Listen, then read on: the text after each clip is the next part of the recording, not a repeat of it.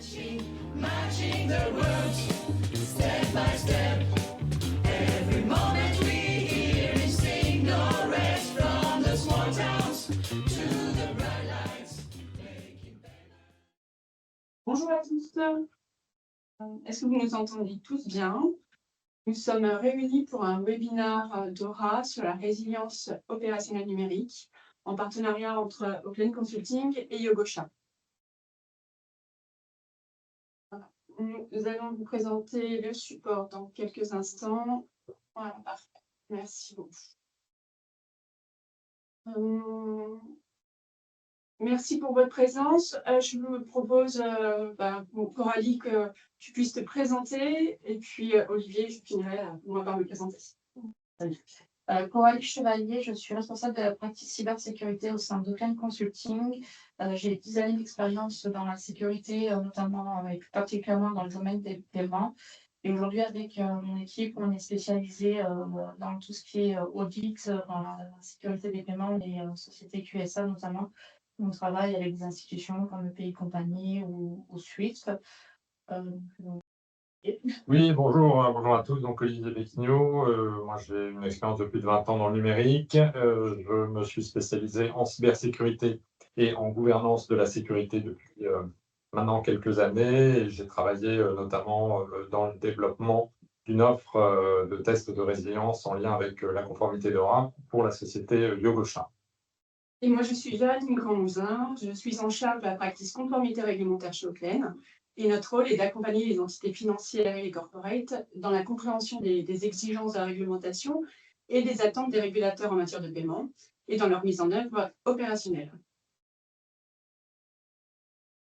Alors, pour le webinaire de ce jour, le sommaire que nous vous proposons, dans un premier temps, un rappel du cadre réglementaire et des défis opérationnels et organisationnels pour les entités assujetties, la présentation du test de résilience opérationnelle et sa préparation, et puis, pour finir, l'articulation entre les exigences de DORA et les autres réglementations en matière de cybermenaces. Et effectivement, Géraldine, avant de commencer, est-ce que tu peux nous présenter un peu rapidement et en quelques mots qu'est-ce que c'est DORA? Oui, alors DORA c'est l'acronyme de Digital Operational Resilience Act. C'est un règlement européen qui vise à assurer la résilience opérationnelle numérique du système financier européen. C'est un règlement qui est applicable depuis le 17 janvier 2025 et dans la mesure où il s'agit d'un règlement, il s'applique de manière uniforme dans tous les États membres de l'Union européenne. Les textes complémentaires sont en cours de préparation pour permettre l'assujettissement des succursales de pays tiers de sociétés de financement ou d'investissement, pour son application dans les collectivités d'outre-mer ou encore aux établissements financiers monégasques. Alors, DORA s'applique aux entités financières et assurantielles, et ces entités doivent, depuis janvier dernier, justifier d'un cadre formel de gouvernance, de gestion des risques de résilience opérationnelle. L'objectif, c'est que ces entités soient en capacité d'anticiper, de gérer et de se remettre d'une perturbation de leur système d'information et de leur réseau. Et pour cela, le règlement vise à la mise en œuvre de 5 piliers fondamentaux. Un dispositif de gestion des risques liés au TIC. Alors, TIC, c'est l'acronyme de Technologie de l'information et la communication, qui repose sur une gouvernance appropriée, la définition d'un cadre de gestion des risques adaptés, des mesures techniques de résilience et la documentation de l'ensemble. La mise en œuvre d'un dispositif de gestion des risques qui sont liés aux prestataires de services TIC, qui conduit à la surveillance de ces prestataires les plus critiques par les autorités de contrôle. La mise en place d'un dispositif de gestion et de reporting des incidents TIC et des cybermenaces, la réalisation de tests de résilience opérationnelle numérique pour prouver l'efficacité de l'ensemble des mesures qui vont être mises en place, et le partage d'informations sur la base du volontariat en matière de cybersécurité. Merci pour ces quelques rappels. Et est-ce que tu peux nous expliquer comment cette nouvelle réglementation favorise effectivement la sécurité dans le système financier? Par définition, exiger des entités financières qu'elles assurent, qu'elles testent et qu'elles démontrent la résilience opérationnelle numérique ne peut que favoriser la sécurité des systèmes financiers. En fait, DORA, c'est la prise de conscience que les systèmes financiers européens sont interconnectés, étroitement liés, et que la défaillance d'un seul des opérants peut entraîner une vulnérabilité systémique. Il était donc essentiel pour le législateur de fixer un cadre unifié, robuste, de résilience opérationnelle numérique, en ciblant les 5 composantes clés qu'on a évoquées. Et donc, les entités doivent assurer le maintien de leur intégrité et la fiabilité opérationnelle sur la base d'un triptyque. Dans un premier temps, la définition d'une gouvernance et d'une organisation. La gouvernance doit définir, superviser la stratégie informatique et définir le cadre d'appétence au risque. Elle doit mettre également une organisation en place, donc allouer les moyens nécessaires en identifiant clairement les rôles et responsabilités des différentes fonctions de l'entité. L'entité doit également définir des politiques et des procédures opérationnelles concrètes qui définissent les actions à mettre en œuvre au quotidien et en cas de surveillance de perturbations, en cas de surveillance de perturbations. Ça porte sur l'élaboration et le déploiement de politiques spécialisées en matière de gestion des risques numériques, de gestion des actifs de TIC, le déploiement de dispositifs de continuité des activités informatiques avec des plans de réponse et de rétablissement informatique. Et enfin, le troisième point, c'est la mise en place de contrôles et de systèmes de prévenance. L'objectif est de pouvoir réaliser des tests réguliers, des contrôles réguliers, de définir et de surveiller des indicateurs quantitatifs et qualitatifs. Et pour que l'ensemble soit efficace, l'entité ne doit pas se limiter à les bornes de son environnement à elle. Elle doit prendre en compte tous les impacts de la surveillance des risques par rapport à ses activités, à ses clients, mais également à son écosystème. Ce qui induit qu'elle doit prendre en compte les risques survenant dans le cadre des prestations qu'elle externalise, et en particularité sur les prestations critiques. Ça implique le référencement via un registre des prestations externalisées, la mise en place d'un cadre contractuel et la mise en place de contrôles pour s'assurer que le prestataire répond aux attentes de l'entité cliente. Alors, pour rappel, le registre d'information était attendu par la CPR le 15 avril dernier et le recensement de ces registres d'information va permettre aux autorités européennes de désigner les prestataires tiers critiques qui seront supervisés directement par ces autorités. Donc, plusieurs exigences qui sont formulées par DORA existaient déjà dans les réglementations antérieures, mais vraiment pour la première fois, DORA fixe un cadre harmonisé, supervisé et coordonné de gestion des risques qui sont susceptibles d'affecter la sécurité des systèmes financiers européens. Et pour cela, les autorités nationales et européennes ont activement travaillé à fournir des fichiers modèles, des explications des exigences, des attendus. Maintenant, chacune des entités a dû les adapter et les déployer en interne. D'accord, donc cela ne signifie pas pour autant qu'il n'y a qu'un seul modèle unique européen qui sera appliqué. Non, non, bien sûr. En fait, l'objectif est vraiment d'avoir une approche proportionnée parce que ce soit le législateur ou les régulateurs, ils ont bien conscience que l'ensemble des entités européennes, financières européennes, sont très diverses. Et elles sont diverses de par leur structure, de par leur organisation. Elles n'ont pas toutes les mêmes activités et certaines présentent des risques accrus ou des risques réduits. Donc, il est vraiment préconisé de mettre en place un dispositif adapté à l'entité en se basant sur les différents règlements techniques, les différents fichiers, les lignes directrices qui ont été publiées par les autorités de contrôle. Et notamment en France, on peut souligner la proaction de la CPR dans l'accompagnement des entités. La CPR a diffusé un webinar, des jeux de questions-réponses sur son site internet. Elle a également animé plusieurs réunions de place pour accompagner les entités dans leur mise en conformité. Alors, la question qu'on a envie de poser, Géraldine, c'est comment, par rapport à toutes ces contraintes réglementaires, comment les établissements financiers en font une opportunité? Alors, c'est l'opportunité pour ces entités de transformer en fait leur processus, de les renforcer, d'anticiper de manière très proactive la surveillance des risques et de renforcer la surveillance de leur ensemble. Donc, en ayant une connaissance fine de leur processus, en ayant une connaissance fine des prestations qu'elles externalisent, elles sont vraiment en mesure d'avoir cette activité, cette démarche proactive dans la gestion des risques Cela veut dire aussi qu'elles doivent assurer une vraie coopération au sein de leurs équipes, au sein des différents services qui sont impliqués.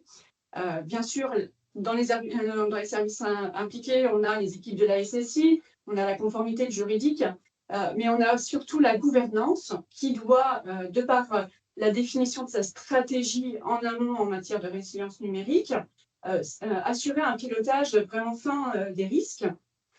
Et ce pilotage des risques opérationnels au niveau de l'entité et au niveau de la gouvernance va permettre de mesurer et de relier en fait la contribution des mesures opérationnelles à la stratégie qui a été fixée.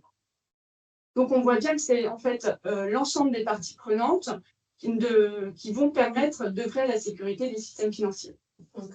Et justement, pour toi, quels sont les points d'attention particuliers pour les établissements financiers sur les prochains mois? Alors, 4 points, je soulignerai 4 points. Le premier, c'est qu'on constate chez nos clients que les analyses de risque, les dispositifs de gestion de risque sont mis en place. Pour autant, il est vraiment très important de rester vigilant à l'émergence de nouveaux risques et notamment d'être en capacité d'anticiper la survenance de risques émergents, ce qui implique la diffusion d'une bonne culture du risque au sein des équipes. Le second point, c'est d'assurer la fiabilité des données en fait, qui sont soit remontées en interne, exploitées en interne, soit remontées au niveau des autorités de contrôle, que ce soit lors de la remontée des incidents, lors des reportings annuels ou dans le cadre du registre des prestataires. Parce qu'en fait, c'est via ce pilotage des données, la supervision de ces données, que le pilotage au niveau européen sera opéré. Et à titre d'illustration, lorsque l'exercice de dry run a été organisé l'été dernier, sur les registres d'information, l'ABE a fait ses premiers retours là, le 16 avril dernier sur la qualité des données et a pointé du doigt en fait, des vrais problèmes de qualité, de structure des fichiers soumis. Donc, il est vraiment important pour les entités de renforcer les contrôles sur ce point-là. Bon, pour autant, la CPR, elle, a estimé que la marge n'était pas si haute pour les entités qui avaient participé à l'exercice. Le troisième point, ce serait vraiment d'être vigilant sur l'accompagnement des prestataires. Certains prestataires, bien que soutenant les fonctions critiques et importantes des entités financières, n'ont pas forcément conscience en fait, des enjeux de la résilience opérationnelle du secteur financier. La supervision doit être quotidienne, l'accompagnement à l'identification des risques, à l'identification des incidents, à la manière de les gérer doit être continu. Il est important aussi de rappeler que l'entreprise doit surveiller le prestataire, même si ce prestataire est désigné sous la surveillance directe d'une autorité de contrôle. Ce qui veut dire que l'entité doit conserver l'expertise en interne pour être en mesure de contrôler les activités externalisées. Et le dernier point, c'est d'assurer l'amélioration continue et la conformité continue en fait, du dispositif. Et là, pour rappel, le 30 juin prochain, les entités financières doivent déposer auprès de la CPR l'annexe sur la gestion des risques TIC. Et cet exercice prend du temps. Il se compose en 2 temps. Le premier, c'est la description des éléments qui existaient déjà dans l'ancienne version du RACI. Hein. Donc, c'est tout ce qui concerne la stratégie de l'information, la résilience numérique, la gestion des risques liés au TIC, les modalités de gestion de continuité. Donc, tout ça, ça existait. L'objectif, c'est de les décrire. Et la seconde partie, c'est plutôt un exercice de checklist en fait, qui porte sur les politiques de sécurité et politiques numériques.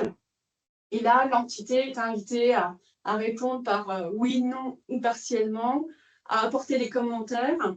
Et l'objectif, c'est que on est en année 0 en fait, de cet exercice. Et ça va permettre en fait, à la CPR d'alimenter les échanges avec l'entité. Elle n'attend pas forcément l'ensemble de la documentation, mais l'objectif est vraiment d'être très transparent sur cet exercice. Alors, Coralie, la mise en œuvre de ce cadre réglementaire devient donc un véritable challenge pour les entreprises devant se conformer. Est-ce que tu peux nous résumer les principaux facteurs de clés de succès? En effet, on voit que Dora pousse à un vrai renforcement de la gouvernance et donc de son application demande un vrai travail en profondeur sur plusieurs axes. On peut en citer 3 parmi tous les axes qu'on pourrait appliquer. Le premier étant la gestion des risques IT qui passe par une étape clé qui est essentielle, qui est d'améliorer l'identification et la classification des actifs numériques en prenant en compte leur interdépendance en interne, mais aussi avec tous les prestataires externes. Donc, c'est vraiment de la chaîne de bout en bout qu'on voit s'appliquer cette identification et de la classification des actifs. Pour associer à cette identification, la cartographie précise des risques liés aux infrastructures IT afin d'anticiper au mieux les défaillances qu'il peut y avoir, surtout quand on considère les services critiques qui peuvent être pris en compte dans le périmètre. Et c'est là où en fait l'automatisation, la plateformisation un peu de ces éléments devient un levier clé dans la gestion des risques. Aujourd'hui, on peut prendre des exemples de choses qu'on voit très facilement s'appliquer, c'est-à-dire des tableaux de bord pour la gestion des vulnérabilités, qui vont permettre à la fois la traçabilité des événements découverts et de la sévérité en fait, de ces vulnérabilités. Et en deuxième point, on peut voir aussi des tableaux de bord qui permettent en fait, la gestion, une meilleure gestion de tout ce qui est gestion des incidents et également des tests qui sont réalisés. Et par les tests, on peut voir aussi une amélioration en fait, sur la gestion de la couverture des tests qui sont réalisés sur les actifs qui ont été cartographiés et identifiés. Et c'est là où on voit en fait que c'est très important d'avoir ce type de tableau de bord parce que ça permet de voir quel type d'actifs ont été pris en compte quand on parle des prestataires. Parce qu'effectivement, Dora insiste énormément sur tout ce qui est gestion des prestataires. Et c'est là où on voit qu'on a des problématiques qui apparaissent sur la gestion des prestataires vis-à-vis des acteurs principaux, en fait, où on demande un cadre plus rigoureux de cette gestion-là. Et on a un rapport de force qui s'installe un petit peu entre les entités et leurs prestataires. Et donc le problème, c'est qu'il faut mettre à jour en fait toute la contractualisation avec ces prestataires-là. Parce qu'il faut déjà ne pas avoir en fait, de problématiques de concentration du fournisseur et d'avoir des degrés de dépendance par rapport à ces derniers qui soient assez faibles en fait, pour ne pas avoir une faiblesse ou un risque vis-à-vis justement de sa gestion de prestataire et dans la gestion de la résilience par rapport aux tests qui doivent être réalisés en cas de réponse à l'incident. Donc en fait, il y a vraiment ce rapport de force qui s'installe et du coup la mise à jour contractuelle peut prendre un peu plus de temps que ce qu'on peut voir. Et en plus de ça, on s'aperçoit que dans les exigences que demande Dora, outre sur la gestion des prestataires, d'avoir ces problématiques de concentration, on a aussi l'article 28 qui demande d'avoir un plan de sortie vis-à-vis de ces prestataires-là et la réalisation à la fois d'audits et de clauses d'audit, mais également de tests qui doivent être pris en compte avec ces prestataires. Okay. Peut-être une question, Coralie, concernant les audits de fournisseurs TIC critiques. Y a-t-il des nouvelles pratiques sur le marché? Voilà. Quelles sont les nouvelles obligations de participation de ces fournisseurs aux tests de résilience? On y reviendra, mais si tu peux nous donner déjà quelques éléments. Alors, comme je disais, il y a 2 parties à prendre en compte. Il y a la partie déjà gestion les clauses contractuelles vis-à-vis des audits. Donc, dans un premier temps, ce qu'on va voir, c'est qu'aujourd'hui, il y a un peu d'innovation parce que justement, on est sur un rapport de force où on va voir apparaître des audits des fournisseurs autour d'audits groupés, en fait. Ce sont des initiatives, en fait, qui vont permettre pendant une durée de 2 à 3 semaines d'avoir une vingtaine d'auditeurs qui vont venir pour auditer un GAFAM, en fait, et pouvoir avoir accès via une data room à la fois à la documentation, à des éléments de preuve, mais également à du personnel pour pouvoir poser des questions et en fait réaliser effectivement cette demande d'audit. Donc c'est un peu une innovation, on va dire, sur la réalisation des audits qui sont aujourd'hui pour pouvoir être en conformité avec Dora. Outre ces innovations, ce qu'il faut garder en tête pour toutes les entités qui se mettent en conformité vis-à-vis de Dora, c'est qu'il faut vraiment développer en fait un programme d'audit. Et par programme d'audit, qu'est-ce qu'on entend? C'est déjà un planning d'audit qui est cohérent avec les risques identifiés par rapport à chacun, la criticité de chacun de ces prestataires. Donc, c'est-à-dire avoir une fréquence d'audit associée à la criticité de ces prestataires. Le deuxième point, c'est d'avoir une méthodologie d'audit. Donc, c'est-à-dire comment je valide les audités. Est-ce que je valide les audités sur site? Est-ce que je vais juste demander un questionnaire? Est-ce que je vais pouvoir juste me contenter de demander un certificat de conformité vis-à-vis d'une négligence? Et si au final je décide d'aller les auditer, comment ça va se passer? C'est-à-dire sur quelle base je vais les auditer? Quel est mon set d'exigence? Il faut que ce soit à la fois cohérent vis-à-vis des activités qui sont rendues, mais aussi vis-à-vis des standards qui doivent s'appliquer et vis-à-vis aussi de tout ce qui est réglementaire et contractuel. Donc là, il y a une nouvelle stratégie qui doit se mettre en œuvre. C'est pas juste dire, OK, on inclut une clause d'audit dans le contrat. C'est vraiment qu'est-ce que je vais mettre en place derrière pour être en conformité avec le droit. Il y a une vraie réflexion par rapport à ça. Pour ce qui est des tests de résilience, on reviendra sur les aspects techniques, mais il y a un point qui est quand même essentiel, qui est visé par Dora aujourd'hui, c'est de sensibiliser, former en fait les équipes vis-à-vis de la gestion de la résilience. En fait, on ne demande pas juste de réaliser des tests, il faut en fait développer une vraie culture de la résilience en interne.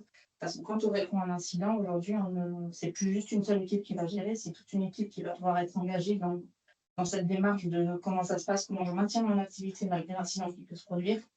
Donc, on s'aperçoit que c'est plus il n'y a plus de silo de département. En fait, c'est une vraie transversalité des compétences au niveau de la gestion des incidents et de la résilience qui se met en place. Et donc, du coup, sur cet aspect-là, en fait, il y a vraiment un travail à faire pour sensibiliser en fait les équipes et la direction, quand même, aussi aux menaces numériques. Donc, il y a un vrai travail qui se met autour de ça, que l'aspect technique, on va dessus. Mais voilà, sur cet aspect-là, Dora, en fait, a été un vrai levier de force, en fait, parce que ça permet en fait, de développer cette culture de la résilience en fait dans les équipes. Alors, du coup, Dora, c'est certes un cadre de gouvernance, mais pas seulement. On voit bien qu'il y a aussi des défis d'un point de vue mise en œuvre opérationnelle. Est-ce que tu peux peut-être nous parler des mesures techniques et des bonnes pratiques qui sont recommandées? Oui, encore une fois, c'est un sujet très vaste, donc on va essayer de se focaliser sur certains aspects de choses qui peuvent être mises en place. Parce qu'on ne pourra pas passer sur tout forcément. Mais encore une fois, tout ça, ça passe par le fait d'avoir vraiment une gestion de crise efficace. C'est-à-dire c'est de s'assurer que chaque menace est détectée et traitée en temps réel. Et pour ça, il est indispensable en fait, de mettre en place un système de surveillance efficace et performant. Donc, on va parler de SIEM, de solutions de type SIEM, qui centralise et analyse les événements issus de toutes les sources qui peuvent être pertinentes. Et là, en fait, ça va poser deux problématiques, c'est-à-dire de déterminer qu'est-ce qui est une source pertinente et quels sont les événements à prendre en compte. Donc, les deux passent par la première étape dont on a parlé tout à l'heure, qui était la gestion des risques actifs. C'est-à-dire que je dois déterminer quels sont les actifs dans mon périmètre et quels sont ceux que je dois impérativement surveiller et quels sont les événements que je veux impérativement surveiller. Et donc, il faut avoir une approche assez méthodique, avec par exemple des runbooks ou des playbooks qui permettent de définir en fait des réponses à un incident et voir pousser la mise en œuvre de la réponse à un incident en mettant en place des solutions d'orchestration de type SOAR pour automatiser cette réponse aux incidents. Alors après, forcément, on voit bien, quand on fait la mise en œuvre, qu'il faut prendre en compte qu'il est crucial de bien gérer les faux positifs, parce qu'une surcharge d'alerte non pertinente, en fait, ça vient contrer l'efficacité de ce qu'on veut mettre en place. Donc, c'est là où il faut vraiment savoir affiner la détection avec des listes de confiance sur une bonne cartographie des actifs pour être sûr d'être le plus performant possible sur la réponse à un incident. Donc, c'est là aussi on s'aperçoit qu'il peut y avoir des leviers d'opportunités, en fait, que sont tout ce qui est intelligence artificielle et machine learning. En fait, l'automatisation permet d'identifier proactivement des menaces latentes en analysant les logs, en repérant des anomalies. Pour autant, ces technologies, elles ont quand même aussi un peu leurs limites, c'est-à-dire on va avoir des problèmes d'intégration forcément vis-à-vis aujourd'hui des architectures qu'on a qui sont un peu mixtes. Donc du coup, où on a des technologies différentes qui coexistent. Donc là, c'est un premier point qui peut avoir leurs limites. Le deuxième point, c'est qu'on voit qu'il y a vraiment sur le marché des nouvelles propositions de solutions qui se mettent en œuvre, mais elles ne sont pas toutes de même qualité, entre guillemets, et elles n'ont pas forcément tous les mêmes résultats probants. Et le dernier aspect qu'il faut prendre en compte quand même par rapport à ça, c'est la gestion via un SOC, donc un centre opérationnel de sécurité, donc, qui repose sur une équipe dédiée à la surveillance continue des événements et qui s'appuie sur des outils spécialisés et des solutions en fait, de cette intelligence justement. Donc en fait, via le SOC, tout l'enjeu c'est de mettre en place des tableaux de bord clairs avec des indicateurs pertinents qui facilitent le suivi des incidents et de l'analyse des risques. Ces indicateurs sont précieux pour alimenter les reportings qui sont demandés et vérifier l'efficacité en fait, des procédures qui sont mises en œuvre. Donc en fait, DORA, ce que ça vise, c'est vraiment d'avoir une gestion de crise bien rodée, qui ne se limite pas à la réaction d'incidents. Elle doit aussi s'inscrire dans une logique d'amélioration continue et d'anticipation des menaces émergentes. Et justement, par rapport à ça, Olivier, est-ce que tu peux nous dire comment ça se passe quand on a mis ces choses en œuvre pour réaliser les tests? Aujourd'hui, Dora, qu'est-ce que c'est un test de résilience en fait? Oui, tout à fait. Alors, DORA, en fait, impose un programme très complet de tests de résilience. Quand on parle de test de résilience, il y a plusieurs dimensions à ça. Il y a la dimension cybersécurité, la dimension également production informatique, l'IT, et la dimension reprise et continuité d'activité. Alors, sur ce slide, si on prend la partie droite, on se focalise d'abord sur les tests basés sur les scénarios. On va s'intéresser aux tests qui concernent les plans de continuité, plans de reprise d'activité. Donc, pouvoir tester c'est l'efficacité de ces plans dans le cas où une fonction critique a été atteinte et de voir effectivement dans quelle mesure on va pouvoir rapidement soit maintenir ou rétablir rapidement en cas de panne, d'indisponibilité, de défaillance ou de perte de données les fonctions critiques, donc fonctions critiques FCI. Le premier point. Deuxième point, c'est les tests de gestion d'incidents, donc toujours d'autres types de scénarios, c'est-à-dire de tester l'efficacité de la procédure de gestion des incidents et d'être en capacité de pouvoir détecter, contenir, résoudre efficacement des incidents. Ces simulations ont vocation à prendre la forme d'attaques réalistes, telles que ransomware ou tentative d'exfiltration de données, et doivent intégrer des aspects techniques, organisationnels et communicationnels de la gestion de crise. Troisième élément, c'est les tests de performance. Donc, cette catégorie-là cible tout particulièrement la production informatique, c'est d'être en capacité d'évaluer la gestion des pics de charge, la capacité à gérer sur la durée une activité soutenue, voire également pousser à saturation les systèmes pour voir comment le système réagit et résilient. Voilà, et puis des tests de scalabilité également pour pouvoir aussi voir le comportement des systèmes en cas d'augmentation des ressources. Donc ça, c'est cette première catégorie qui est sans doute moins connue, que sont les tests en lien avec la production informatique. Ensuite, il y a, pour compléter les revues de configuration, donc dans ces tests de résilience, il y a aussi les revues de configuration. Donc ça concerne le durcissement des pare-feux, des règles des pare-feux et de la sécurité des réseaux, segmentation, désactivation de ports qui est non nécessaire par exemple, des systèmes d'exploitation, durcissement des protocoles, en particulier SSH et RDP d'administration à distance des systèmes d'exploitation, base de données, donc chiffrement des données, gestion des accès et des permissions, et puis enfin les applications, de mettre en place les patchs, évidemment, de mettre à jour ces applications et de mettre en place aussi des mesures de protection contre les injections. Donc ça, c'est cette première partie des tests. Ensuite, il y a une deuxième partie qui concerne les tests d'intrusion en tant que tels, peut-être plus connus. Donc là, la particularité d'Andorra, c'est que, comme l'a mentionné Géraldine au départ, il y a une cartographie des fonctions critiques et importantes et des SI qui soutiennent les fonctions critiques et importantes, y compris également les fournisseurs critiques et importants. Donc les tests d'intrusion vont porter sur ce périmètre et doivent couvrir ces différentes ce qu'on appelle assets. Donc, ça englobe aussi bien les surfaces exposées, les infrastructures externes et internes, réseaux, matériels, logiciels et services, data center, solutions cloud, SaaS, etc. Et puis au global, donc, ces tests d'intrusion, comme je disais, doivent couvrir l'ensemble, et cela annuellement. Donc, il y a une distinction entre les articles 24 et 25 qui concernent des tests annuels, ce dont on est en train de parler, et puis j'aborderai après ce qu'on appelle les tests TLPT, donc, qui sont des tests particuliers qui doivent être faits tous les 3 ans et qui concernent un certain nombre d'entités. On va y revenir, les entités les plus on va dire, de taille le plus importante et au caractère systémique. Alors, compte tenu de ces différents éléments, on voit que l'étendue de ces tests de résilience est important. Donc, la question qu'on va se poser, c'est effectivement quelles sont les stratégies pour pouvoir adresser ces périmètres. Donc, il y a la question du passage à l'échelle de tous ces tests de résilience.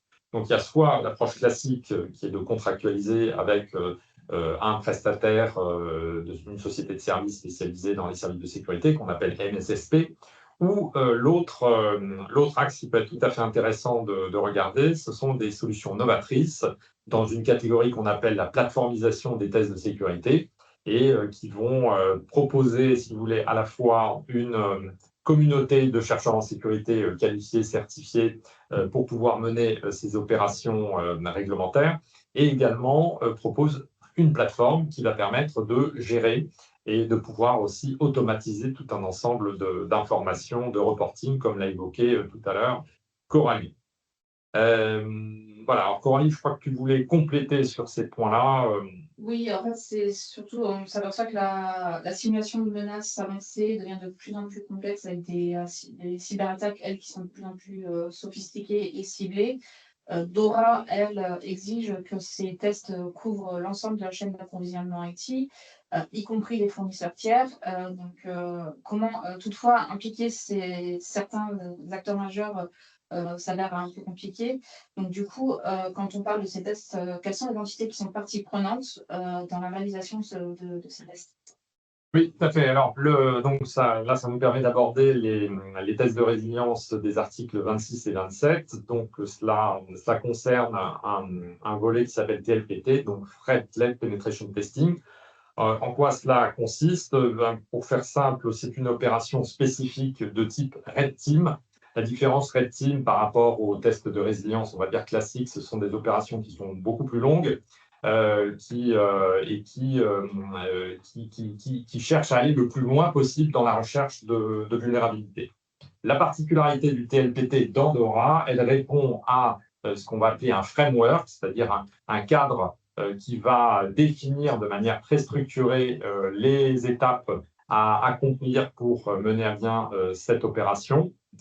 Là, on va y venir. La particularité de ces tests d'intrusion, de ces tests, ces TLPT, la particularité, c'est qu'ils doivent s'appuyer sur un renseignement sur les menaces. Donc, c'est cette partie threat-led des opérations de tests d'intrusion. Donc, threat-led, ça signifie qu'il y a une entité qui va avoir en charge la réalisation des scénarios et qui vont être exécutés par l'équipe Red Team. Donc là, j'ai évoqué la partie fournisseur de services à droite du graphe. Voilà. Ensuite, la question qui se pose, c'est quelles sont les entités qui vont être concernées par ces opérations de grande envergure. Quand je dis tout d'abord de grande envergure, c'est-à-dire qu'en fait, elles vont adresser déjà des systèmes qui vont être critiques. On va définir effectivement une sous-partie de la cartographie qu'on a fait dans l'étape cadrage de la gestion de risque IT. Ça d'une part. Ensuite, on va travailler sur les tests qui doivent porter sur des environnements en production. Et le troisième élément, c'est le fait que ces tests ne vont pas uniquement être technologiques, c'est-à-dire de tester la résilience numérique, mais également vont porter sur la sécurité physique et la sécurité humaine au sens ingénierie sociale, tentative de manipulation, d'influence des personnels en particulier. Et donc, par rapport à ça, qui va être éligible? DORA, alors, définit, donne un certain nombre d'indications. Il y a notamment un RTS qu'on vous met à la fin de la présentation de juillet 2024, qui définit les entités qui sont les sous-secteurs principaux du monde financier qui jouent un rôle systémique. Donc les banques, les grandes banques, les prestataires de services de paiement, les infrastructures de marché, voilà, tout ce type de catégories d'acteurs vont être nécessairement concernés.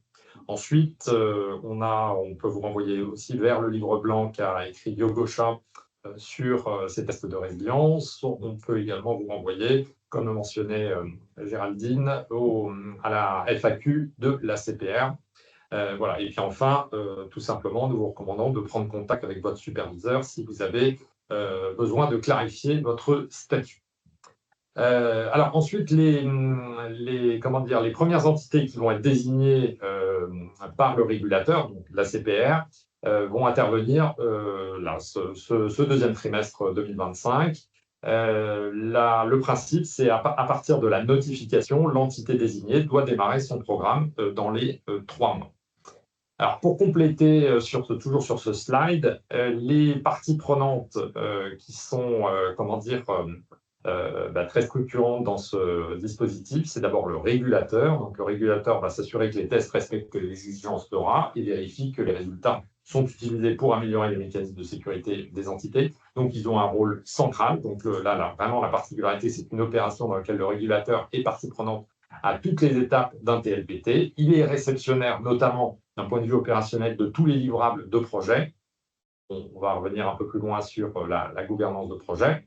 Il y a une V2 de février 2025 du guide Tiber FR. Tiber, c'est le framework sur lequel s'appuie, qui est un framework européen qui a été décliné en version française, qui s'appelle Tiber FR, et qui permet d'expliquer le mode opératoire de l'opération TLPT DORA. Voilà, et donc dans ce cadre-là, Tiber FR de février renforce, on va dire, le rôle du régulateur en lui permettant d'auditer le processus TLPT avant, pendant et après le test. Un droit de regard également sur la sélection des prestataires. Ça, c'est pas nouveau.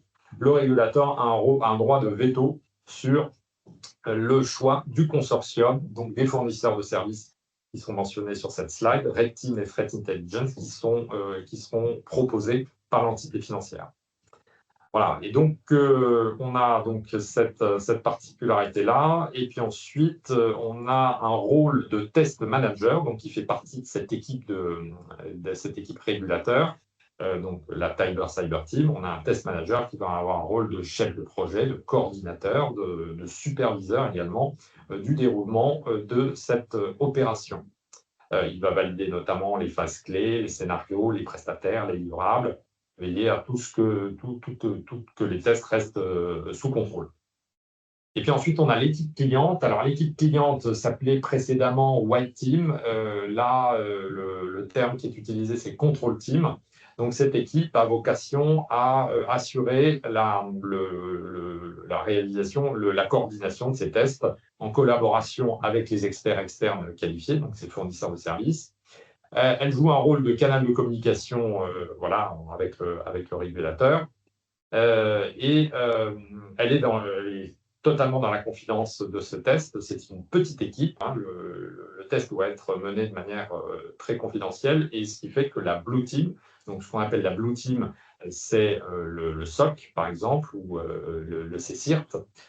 Voilà, ce type de structure-là qui ont vocation à gérer la réponse à un incident. Eh bien, cette équipe-là n'est pas informée de ce test. Elle va être informée, associée à la dernière phase de cette opération qu'on appelle la phase de clôture.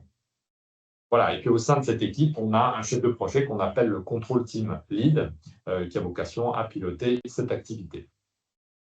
Qu'est-ce que je pourrais ajouter? Alors, la question que se pose le marché, savoir si les fournisseurs de services doivent être internes ou externes.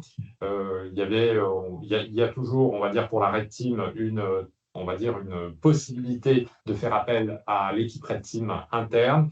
Mais néanmoins, le régulateur oriente fortement pour que le test soit externalisé, que la red team soit externalisée, l'objectif étant de préserver la qualité, l'impartialité et la crédibilité de ces tests en évitant que ces tests deviennent de simples audits internes. Donc, c'est la raison pour laquelle, si l'entité financière a une équipe red team certifiée, elle peut être associée, mais ce qui est recommandé, c'est qu'elle soit pilotée par le prestataire de red team externe.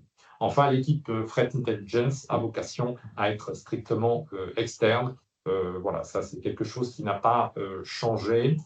Et puis voilà, l'équipe Blue Team, on l'a dit, n'est pas informée de ces opérations avant l'étape de bilan. Alors Coralie, je crois que tu voulais compléter. C'est sur les tests de pénétration fondés sur la menace. En fait, ce sont des processus qui sont quand même coûteux et consommateurs de ressources, non seulement sur le plan technique, mais aussi en termes d'application des équipes internes.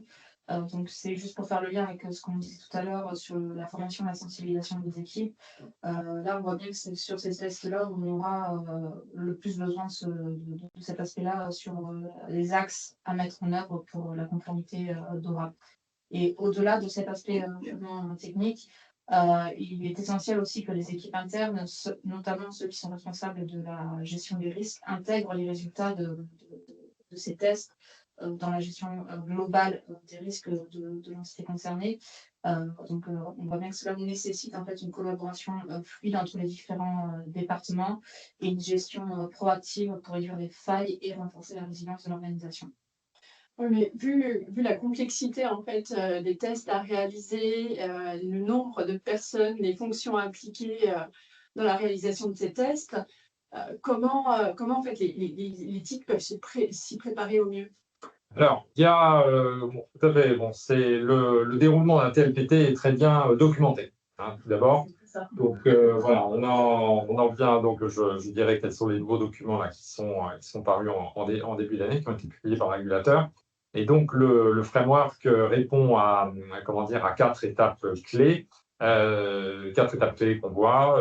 Initialement, on était plutôt sur un programme qui devait durer entre 6 et 9 mois. Là, d'après les derniers retours d'expérience, on est beaucoup plus sur 9 à 12 mois de réalisation de tests.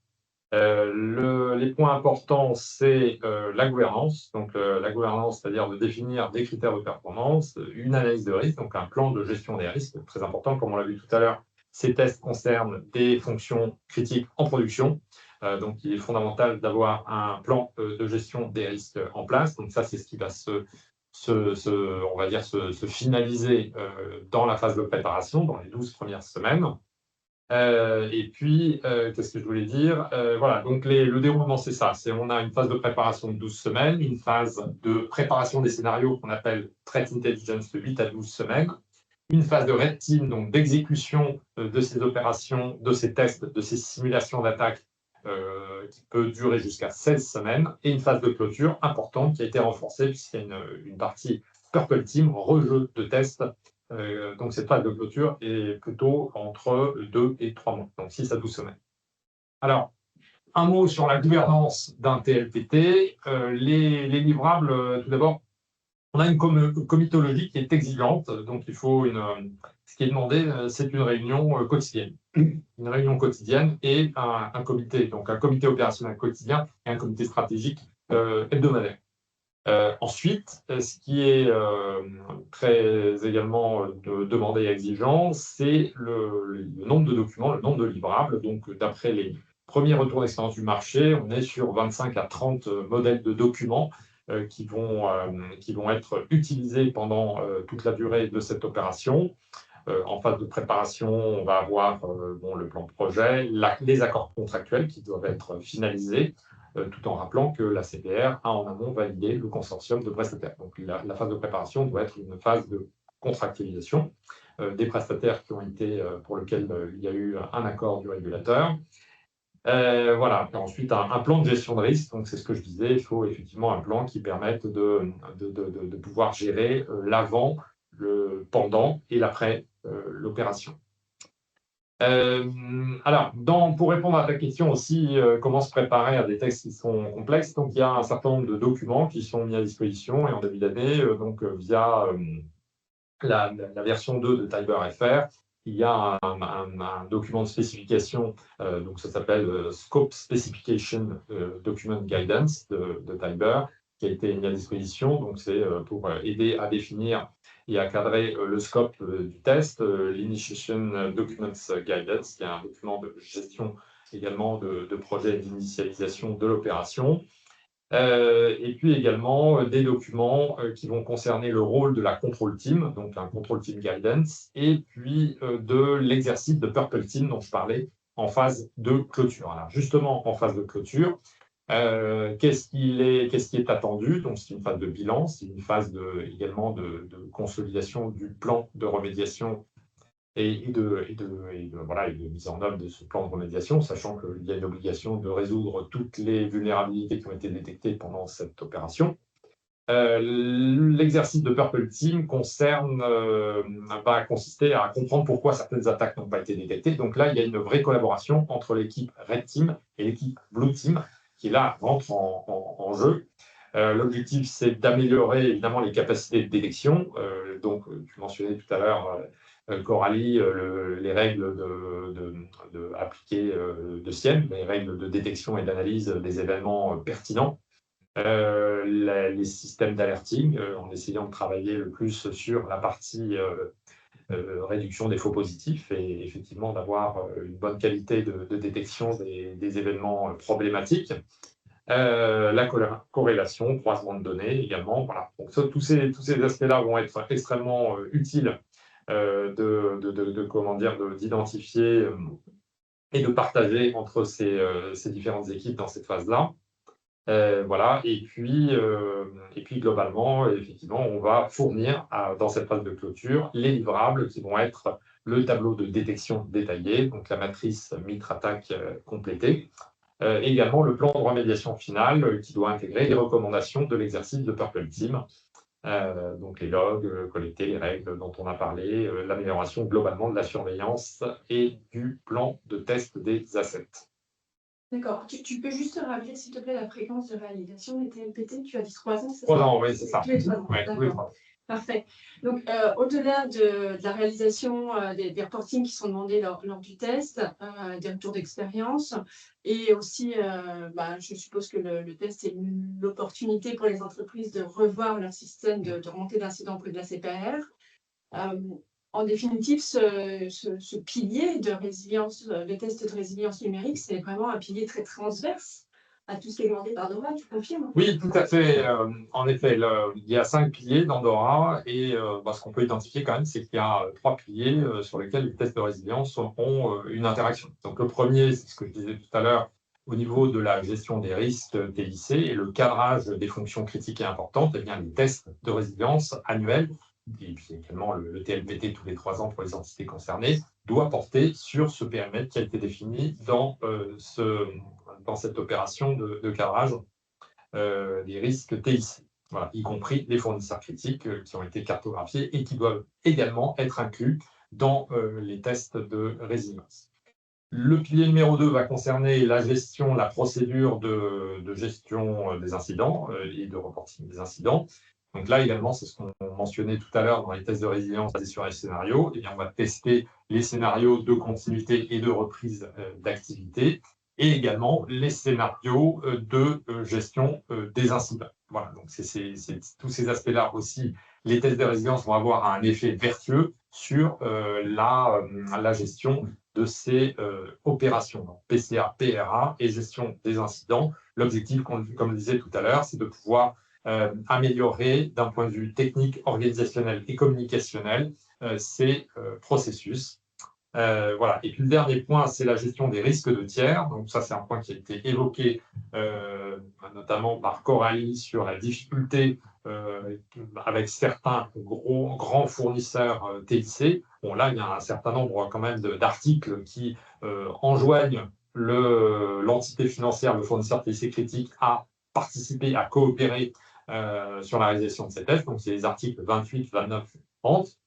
Donc, en somme, les entités financières doivent inclure les performances des fournisseurs critiques dans l'évaluation globale de la résilience. Donc, ça fait partie des exercices qui sont obligatoires, d'où la nécessité de coopération. Et puis également, les autorités de surveillance ont aussi un droit de pouvoir demander des audits ou des tests spécifiques de certains fournisseurs. Oui, et pour finir, c'est sur la partie un petit peu convergence de toutes les réglementations à l'heure actuelle. On voit bien qu'elles s'inscrivent toutes dans DORA, NIS2 et la loi de programmation militaire, la LPM. Elles s'inscrivent toutes dans une dynamique convergente de renforcement de la cybersécurité et de la résilience numérique en Europe et en France. On voit bien que DORA, elle, se distingue en fait par sa technicité et son niveau de détail opérationnel, avec pour ambition de rendre l'institution financière plus résiliente face aux perturbations numériques, qu'elles soient malveillantes ou accidentelles. Là où NIS2, elle, vise un spectre beaucoup plus large en termes d'acteurs et adopte une approche transversale de la cybersécurité avec une mise en œuvre de mesures techniques et opérationnelles ainsi que demande une remontée rapide de tout ce qui est incident majeur. Elle introduit aussi des obligations de gouvernance forte avec une implication plus importante et une responsabilisation accrue de tous les dirigeants des sociétés. Là où la loi de programmation militaire, qui est une réglementation française, elle vise la nécessité de protéger un peu plus les intérêts vitaux de la nation. Donc, et tout ça dans une logique de souveraineté et de défense de nos biens.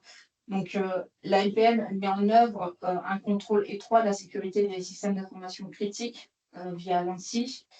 Et on voit bien que même si les applications, les périmètres d'application diffèrent, les trois textes, eux, partagent une ambition commune qui est de structurer la gestion des risques à travers un cadre réglementaire exigeant. Tous introduisent des obligations de détection, de réaction et de notification des incidents. Tous ces textes imposent une gouvernance solide avec une responsabilisation explicite des organes dirigeants et tous reconnaissent l'importance d'une chaîne de confiance incluant les prestataires externes. Et c'est là où on s'aperçoit qu'il y a un véritable enjeu d'industrialisation de tout ce qui est tableau de bord, gestion et maîtrise des risques, afin de traiter en fait ces exigences de façon homogène, tout en intégrant des contrôles qui permettent d'être dans des processus standardisés et reproductibles sur les périmètres d'application.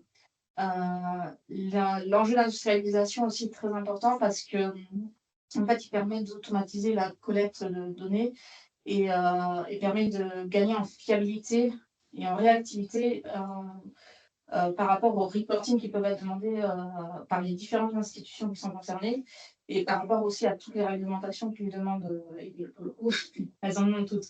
Donc voilà, c'est le fait de pouvoir automatiser un petit peu ces reporting permet en fait d'avoir une véritable vision transverse de cette conformité. Et en fait, ça peut aider à aller plus vite dans la décision, dans la prise de décision et la gestion des risques, notamment en termes de réponse à incidents ou de vulnérabilités nouvelles détectées qui peuvent arriver. On peut tout à l'heure des vulnérabilités 0D, ça peut être des facteurs d'accélération dans la prise de décision. En fait, aussi, l'industrialisation, ça permet de faciliter un petit peu tout ce qui est interconnexion de ces référentiels et pas que ces référentiels réglementaires. On peut parler aussi d'autres référentiels applicables, de normes de sécurité ISO 27001, on peut parler des PCI DSS, Swift. On voit bien qu'il y a quand même des référentiels qui ont tous un petit peu des sujets transverses en termes de sécurité. Et donc, ça évite la redondance dans les reportings, dans les tableaux de bord qu'on met en place, etc. Donc, ça optimise un peu aussi tout ce qui est ressources en termes d'actifs et en termes de ressources aussi humaines, en fait. Et en fait, les enjeux d'industrialisation, ça permet de s'assurer que toutes les obligations réglementaires cessent d'être traitées isolément. On voit bien elles toutes un peu la même finalité. Et donc, du coup, ça évite d'être traité isolément pour devenir en fait une vraie composante de la stratégie de risque des entités qui sont concernées. Le sujet est donc complexe. Parfait. Est-ce que tu veux ajouter un dernier mot pour conclure, Coralie? Moi, si je veux partir avec une idée en tête, c'est clairement de se dire que DORA, c'est un vrai défi, c'est un challenge à mettre en œuvre. Mais c'est surtout quelque chose qui permet de vraiment avoir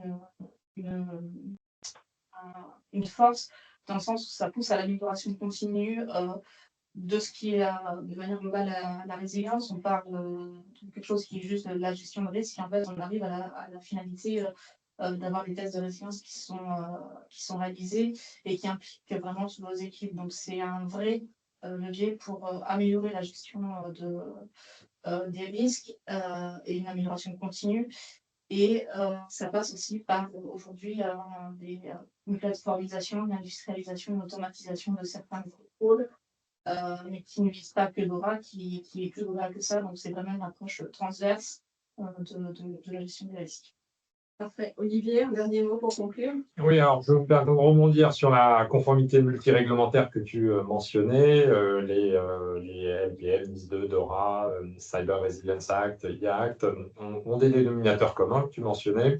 Donc ça, c'est le point qui me paraît intéressant notamment de retenir. C'est notamment, il est demandé dans ces différentes réglementations des synthèses annuelles des programmes de tests de résilience, des mises à jour trimestrielles à la direction générale, des résultats également de TLPT, de plans de remédiation, des statuts de toutes les vulnérabilités, couverture des tests de l'ensemble des FCI. Donc toutes ces exigences-là, elles sont peu ou prou communes à ces différentes réglementations. Donc le constat est porteur d'une réflexion sur l'industrialisation du management de ces tests, comment centraliser, donc les questions qui sont légitimes de se poser, c'est comment centraliser et standardiser ces tests, comment simplifier la collaboration des parties prenantes sur ces tests, comment capitaliser sur globalement ces tests dans le temps. Donc l'approche plateformisation, voilà, si elle a retenu votre attention, n'hésitez pas à vous rapprocher de l'équipe Yogosha pour en parler. Moi, j'ajouterais juste pour finir, rappeler le rôle central de la gouvernance de l'entité dans la définition et la supervision de la stratégie de la résilience opérationnelle. En tout cas, merci pour vos contributions à tous les deux. Quelques temps pour des questions, des réponses. Alors, on a plusieurs questions concernant la sollicitation des prestataires LCIE par l'ACPR suite à leur signalement par l'entité concernée, et si on sait à peu près dans quel calendrier la CPR les contactera. Donc ça fait suite en fait effectivement à la remontée des registres d'information qui était attendue donc le 15 avril. La CPR doit les remettre demain aux autorités de contrôle européennes. Va s'inscrire après le processus de désignation de ces prestataires critiques. Et puis effectivement après la CPR reprendra contact soit en direct, soit via les entités déclarantes. Je pense qu'on peut tabler sur le S2 2025 pour la prise de contact. On vous partagera des informations plus à date lorsqu'on les aura. On a également une question sur les entités spécifiques. Y a-t-il une entité spécifique pour effectuer des tests ou chaque entité a-t-elle le droit de choisir de le faire? Tu as une réponse, Olivier? Non, en fait, le travail de cartographie des risques dont on a parlé au départ dans le pilier numéro 1 amène à définir effectivement quelles sont les fonctions critiques importantes et derrière les systèmes d'information qui vont être concernés par ces tests. En fait, si on prend l'exemple d'une société européenne, il est possible qu'il y ait des filiales qui rentrent dans ce cadre-là et qui soient également concernés par ces tests de résilience si il y a des FCI qui sont dans son périmètre. Parfait. Eh bien, écoutez, il est midi 29. Je vous propose de clôturer là-dessus. Merci beaucoup, Coralie. Merci, Olivier, pour votre participation. Merci à tous d'avoir également participé. On vous rappelle que le replay sera diffusé et accessible sur nos plateformes. Et puis, on vous dit à très bientôt pour un prochain webinaire. À bientôt. Au revoir.